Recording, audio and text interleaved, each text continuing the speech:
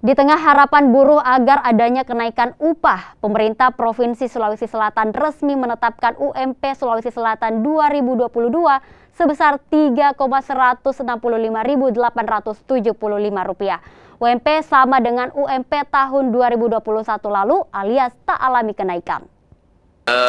Dari hasil kesimpulan dan mengikuti PP 36 2021 bahwa kita menetapkan UMP itu 3.165.876. Ya. Itu sudah kita adalah peringkat keempat nasional tertinggi UMP-nya di Indonesia. Ya. Saja.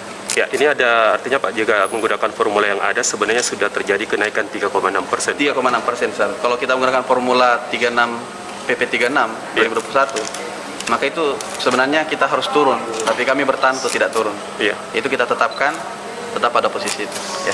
Apa hal yang diperhatikan untuk kita penetapan sudah, ini? Ya. Hal-hal apa saja yang diperhatikan termasuk kondisi ekonomi di Sulsel? Tentu bagaimana pengusaha, bagaimana juga buruh pekerja kami. Tetapi ingat, kami kompensasi di bidang-bidang lain, termasuk mengakomodir untuk ketenagakerjaan gratis sebanyak 17.000 orang untuk tahun 2022.